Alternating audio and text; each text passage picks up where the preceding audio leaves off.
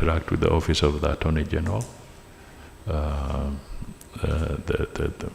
Office of the Director of Public Prosecutions, the anti-graft entities that we have, KRA, and perhaps in certain instances some of the key public enterprises. Not all, but maybe some, maybe of special interest, the ones that perhaps I would call are extremely pivotal in the economy. These could be important. I think the other people you may want to talk to is the Council of Governors. This is for the devolved units, because we are a devolved system, and the issue of the governors and how county governments are run and managed, that will be a function constitutionally that you would need to have a conversation with the governors, and not necessarily the national government. In some extent, yes, but I think it would be a big omission if we came up with recommendations or suggestions and we did not get the input of the county governments, because then they'll say we are imposing issues on them. So I don't know whether you had factored that into your scoping. I think it would also be good for us to hear from you where you would see this going, and perhaps if it will have implications on our conversations on a new program, so that everybody is aligned so that we do something, but also it's good for people to know what is the end game. What do we want to achieve? You know, it's absolutely essential. In order to get a proper buy-in, we have to carry people along. There could be consequential pieces of legislation that will then require amendments as a result of this exercise. And that is why it's important that we don't have just sight of the process, but we have sight of the end game. What is the objective? The objective of this, and which we agree, is to have a second set of eyes that looks at how, as a country, we've been operating, whether it is the revenue governance framework, expenditures, including debt management and other PFM areas. And it is timely, sir, because as you are aware, we are beginning actually this week, towards the end of the week, there will be another mission to take stock of the current program and to reflect on the future program. And therefore, as the Res Rep has observed, we think this will enable us to identify areas which may be weak, that we can begin addressing into the future. The other important exercise that is ongoing, as you are aware, we were grey listed through the FATF process. We've made very good progress in that respect. We had about 19 areas that were non-compliant. The last mutual evaluation exercise, a number of those areas have progressed either to partial compliance or even to full compliance.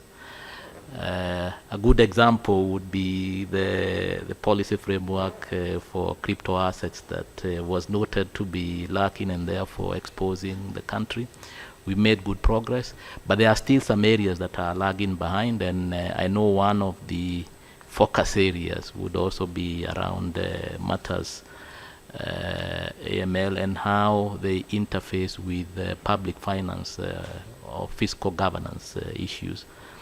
So it is relevant. We at the Treasury are looking forward to engaging on both the governance diagnostics, and we are also ready for the discussion, to commence discussion on what the future program is likely to be.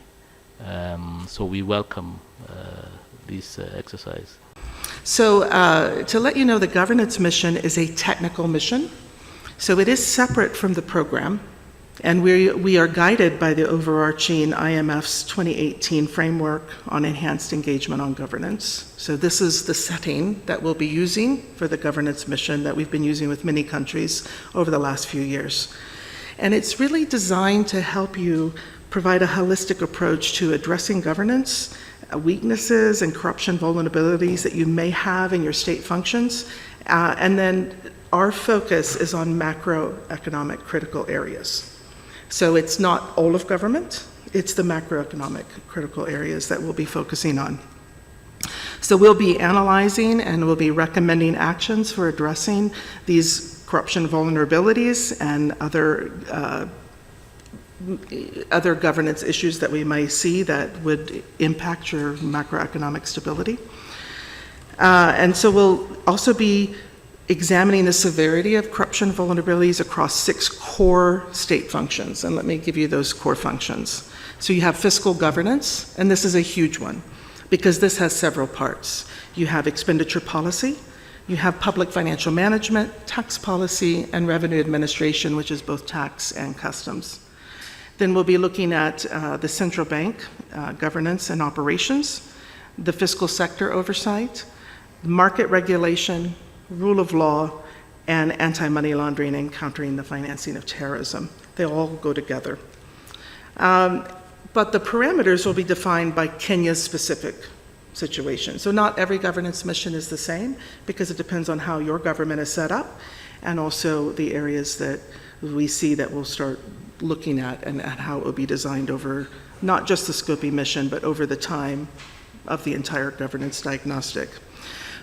Just so you know, we'll be seeking input from multiple sources, so I really appreciate you providing about the Council of Governance, and especially we do know about the devolved system, and I think this is a critical area that we'll make sure that we're looking into to make sure we understand the full scope and make sure we have their input as well. We'll be meeting with multiple government offices, as well as private sector, civil society, and international partners, so our other development partners. I also, to let you know, because we've done a lot of capacity development in a lot of the areas, we will be using and looking at things that have already been done on the ground, so we're not starting from zero.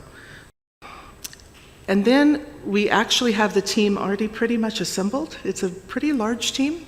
I think I have 11 so far on the team, because you're a big country. And it's important that we have good technical people, and they'll be working starting now until the governance mission as well, working from their desk, getting information. We'll be requesting information through your team. By the end of this month, I expect to have the first set of requests of information and data that we'll be requesting from the different offices.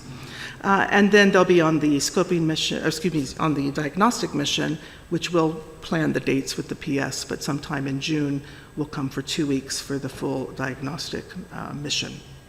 But there will be a lot of pre-work before that, so it's not just the 2 weeks. At the end of the mission, we will be providing some type of draft of what the findings are and our recommendations.